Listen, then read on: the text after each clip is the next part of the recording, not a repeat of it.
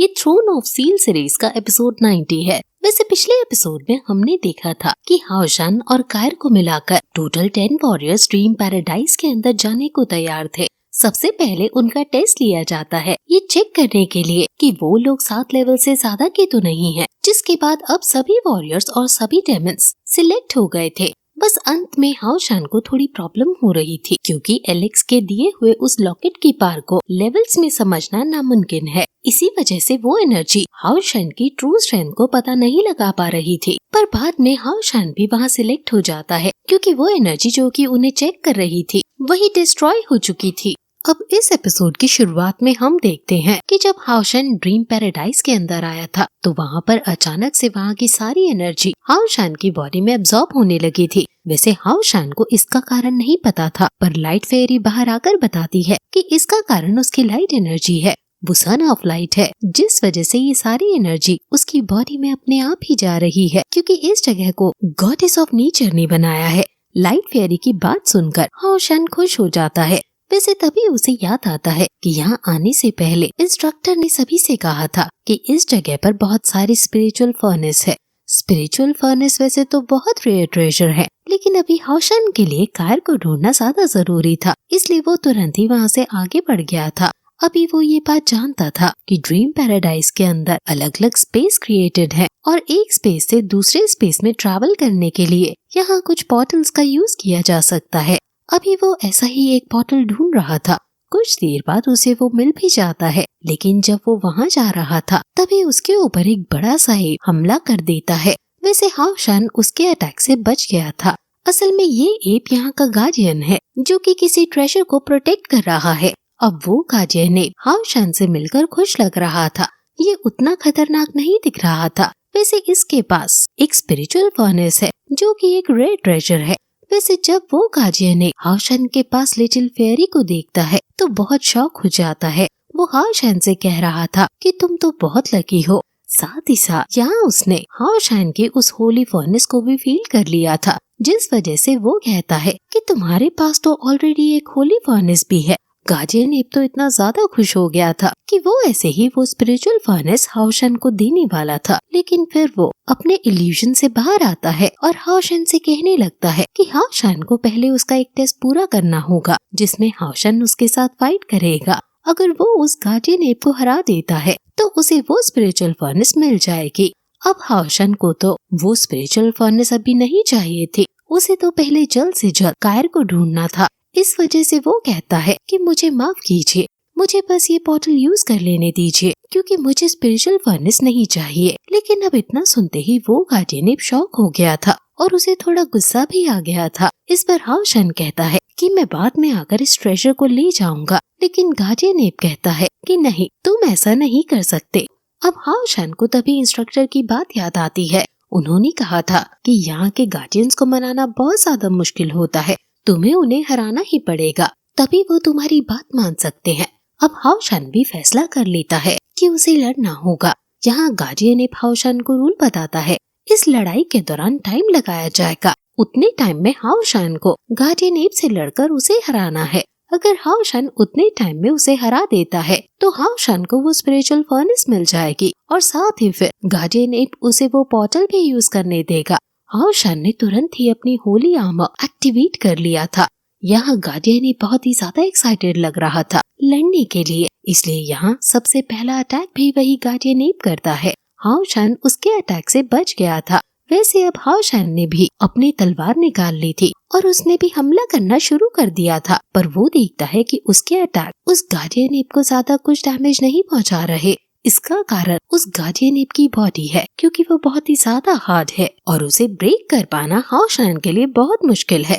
अभी हाओशन सोच रहा था कि अगर वो इसी पार से हमला करता रहा तो शायद गार्डियन एप को हराने में उसे बहुत ज्यादा टाइम लग जाएगा। इसलिए अब वो अपनी शील्ड को अंदर रखते हुए अपनी दूसरी तलवार को भी बाहर निकाल लेता है और दोनों तलवार को लेकर लाइट एनर्जी को यूज करते हुए गार्डियन एप के ऊपर हमला करता है। लेकिन यहाँ पर गार्डियन एप को इस बार भी ज्यादा कुछ डैमेज नहीं पहुँचा था, पर हाँ, वो अब सीरियस हो गया था। वो कहता है कि अब फाइट में मजा आएगा और इसके बाद वो अपनी पूरी पावर को एक्टिवेट करते हुए अपनी बॉडी को ट्रांसफॉर्म कर लेता है। यहाँ पर उसने पूरी एनर्जी एक्टिवेट कर ली थी और अब वो पूरी पार से लड़ने वाला था। सामने हाओ शन लाइट फेयरी की एनर्जी का यूज करते हुए अपने दोनों स्वॉर्ड्स को लाइट एनर्जी स्वॉर्ड में कन्वर्ट कर लेता है। अब वो दोनों ही एक दूसरे के ऊपर हमला करने के लिए आगे बढ़ गए थे। हाओ शन यहाँ पर पूरी पार से हमला कर रहा था और डबल ड्रैगन स्लैश अटैक के बाद तो यहाँ वो गार्डियन ने सच में बहुत दूर को फेंक गया था। वो कहता है कि तुम तो सच में बहुत ज्यादा पावरफुल हो। वैसे इसके बाद वो अपनी सीक्रेट पावर का इस्तेमाल करता है और उसने बहुत ही तेजी से अपना हाथ जमीन पर मारा था, जिसकी वजह से वहाँ जमीन से कुछ चट्टानें निकलती हैं और हाओ शन को पकड़ लेती हैं। हाओ शन उनमें कैद हो चुका था और उससे निकलते भी नहीं बन रहा था। यहाँ इस चीज का फायदा उठाते हुए गार्डियन एप भी उसकी तरफ बढ़ता है उसे पकड़ने के लिए, लेकिन फिर हाओ शन किसी तरह से अपनी डिफेंस टेक्निक को एक्टिवेट कर लेता है, जिस वजह से गार्डियन एप की स्पीड अब पहले से थोड़ी कम हो गई थी। यहाँ पर हाओ शन ने अपनी शील्ड भी निकाल ली थी और इसके बाद वो किसी तरह से उन चट्टानों के बीच से बाहर भी आ जाता है। वो वहाँ दूर तो आ गया था, लेकिन ये देखकर गार्डियन एप और ज्यादा खुश हो गया था। वो कहता है कि अरे वाह, अब तो और ज्यादा मजा आएगा। अब वो तुरंत ही बहुत स्पीड के साथ हाओ शन की तरफ बढ़ता है और उस पर हमला करने लगता है। हाओ शन जानता था कि अगर गार्डियन एप ने उसे पकड़ लिया तो फिर वो हार जाएगा, इस वजह से वो उससे बचता जा रहा था और अभी अपना अटैक नहीं कर पा रहा था। लेकिन कुछ देर बाद गार्डियन एप इतनी तेजी से आगे बढ़ता है कि वो हाओ शन को फिर से पकड़ने ही वाला था, पर एक बार फिर हाओ शन अपने आसपास एक बैरियर क्रिएट करते हुए खुद को बचा लेता है। वैसे अब ये बात वो समझ चुका था कि अगर वो इसी तरह से इसके अटैक से बचता रहा तो उसे हमला करने का मौका नहीं मिलेगा और जब तक वो अटैक नहीं करेगा तब तक वो गार्डियन एप को नहीं हरा सकता। अब इसलिए वो अटैक करने के लिए आगे बढ़ जाता है, पर फिर वही प्रॉब्लम आ जाती है क्योंकि जब वो अटैक कर रहा था तो उसके अटैक यहाँ उस गार्डियन एप को कोई डैमेज नहीं पहुँचा रहे थे। वो गार्डियन एप हंस रहा था। इस चीज से हाओ शन को थोड़ा गुस्सा आता है, जिसके बाद वो अपनी लाइट एनर्जी का इस्तेमाल करता है। यहाँ पर उसकी लाइट एनर्जी उस गार्डियन एप को चोट पहुँचा रही थी और ये देखकर हाओ शन समझ गया था कि इसे किस तरह से हराना है। उसे लाइट फेरी ने बताया था कि गॉडेस ऑफ नेचर ने ये जगह लाइट एनर्जी की मदद से बनाई है और सन ऑफ लाइट होने की वजह से वो यहाँ एक तरह से बहुत लकी है और अगर वो यहाँ किसी पर भी लाइट एनर्जी का यूज करता है तो शायद इससे उसे किसी नॉर्मल अटैक से ज्यादा डैमेज पहुँचेगा। वैसे अब गार्डियन एप को थोड़ी सी चोट पहुँचते देख हाओ शन अपनी पूरी लाइट एनर्जी को अनलीश करता है, जिसे देखने के बाद वो गार्डियन एप समझ चुका था कि हाओ शन असल में सन ऑफ लाइट है। इस वजह से वो बहुत ज्यादा हैरान था। साथ ही साथ वो अभी हाओ शन से माफी मांग रहा था। वो हाओ शन के कंधे दबाते हुए कह रहा था कि अगर मुझे पहले पता होता कि आप सन ऑफ लाइट है तो मैं कभी आपसे फाइट नहीं करता। और इसके बाद अब वो स्पिरिचुअल फर्नेस को हाओ शन के सामने कर देता है। अब हाओ शन भी ये देखकर शॉक हो गया था, पर फिर वो भी उसे माफ करते हुए कहता है कि मैं भी तुमसे लड़ना नहीं चाहता था, मुझे तो बस इस पोर्टल को पार करना था। इस पर वो गार्डियन एप कहता है कि आप अब इस पोर्टल से जा सकते हो, मैं आपको नहीं रोकूंगा।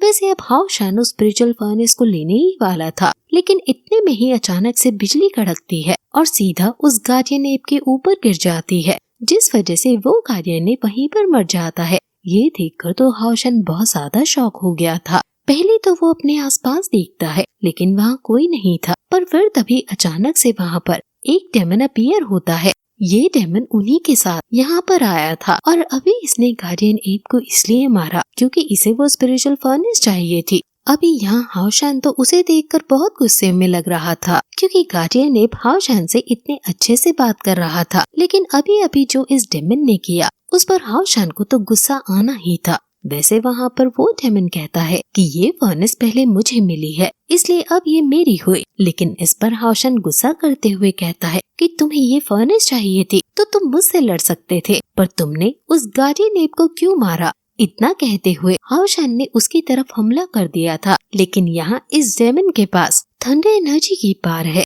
जिस वजह से उसने हाओ शन के अटैक को रोक लिया था। अब हाओ शन तुरंत ही अपने डबल स्वॉर्ड की मदद से हमला करता है, लेकिन उस डेमन ने इस अटैक को भी रोक लिया था। साथ ही यहाँ पर वो डेमन भी अपनी थंडर एनर्जी का यूज करने लगा था, पर यहाँ हाओ शन भी उसके इस अटैक से बच जाता है। अभी थंडर डेमन कह रहा था कि बच्चे तुम मुझे कभी नहीं हरा सकते, इसलिए ये सोचना तो तुम छोड़ ही दो। और दूसरी बात, शायद तुम्हें इस फर्नेस की जरूरत मुझसे ज्यादा है। लेकिन अब इतना कहते हुए उस डेमन ने उस फर्नेस को डिस्ट्रॉय कर दिया था। ये देखकर हाओ शन और ज्यादा गुस्से में आ जाता है और फिर से हमला करने के लिए आगे बढ़ता है, पर इस बार भी वो डेमन उसके अटैक से बच गया था। पर हम देखते हैं कि असल में ये सब हाओ शन की चाल थी। वो अपने होली फर्नेस की मदद से उस डेमन को पकड़ लेता है और अपनी तरफ खींचते हुए अपनी डबल ड्रैगन स्लैश अटैक से उसे वहाँ से दूर फेंक देता है। अब फाइनली इस बार डेमन को थोड़ी चोट लगी थी और अब हाओ शन फिर से आगे बढ़ते हुए उस पर हमला कर रहा था।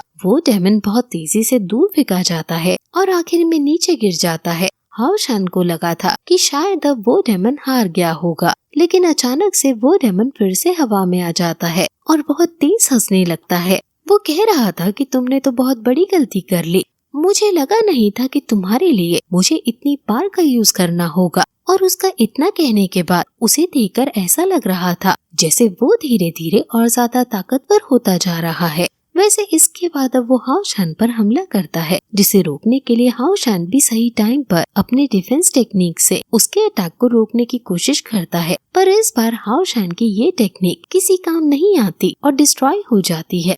ये देखकर हाओ शन शॉक था, क्योंकि इस टेक्निक को कोई लेवल 7 का वॉरियर या डेमन कभी भी नहीं तोड़ सकता और लेवल 7 से ज्यादा के वॉरियर का यहाँ पर आना भी पॉसिबल नहीं है। अब हाओ शन उससे पूछता है कि आखिर तुम्हारी पावर बढ़ कैसे रही है, जिस पर वो डेमन हंसते हुए कहता है कि क्या तुम समझ नहीं पाए। अब वो पूरी बात बताना शुरू करता है। हमें जानने को मिलता है कि असल में डेमन एम्परर ने पहले ही 10 वॉरियर की पावर को सील कर दिया था और समय आने पर वो डेमन खुद ही अपने ऊपर लगी सील को डिस्ट्रॉय कर सकते हैं और इसी वजह से इनकी पावर्स लेवल 7 से कम लग रही थी और इसलिए वो सिस्टम इन्हें डिटेक्ट नहीं कर पाया। अब जैसे ही हाओ शन सारी बात समझता है तो बहुत ही ज्यादा शॉक हो जाता है। उसे अभी बाकियों की चिंता हो रही थी, क्योंकि बाकियों को तो ये बात अभी तक पता भी नहीं है।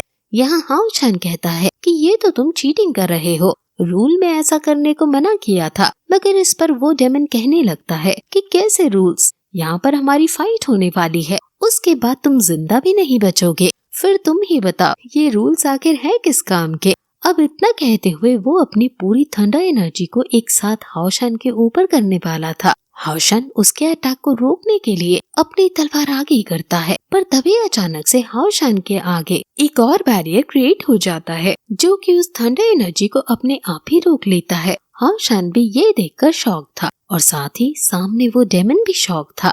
तभी हाओ शन के सामने मिनी स्केलेटन आ जाता है। असल में ये बैरियर उसी ने बनाया है।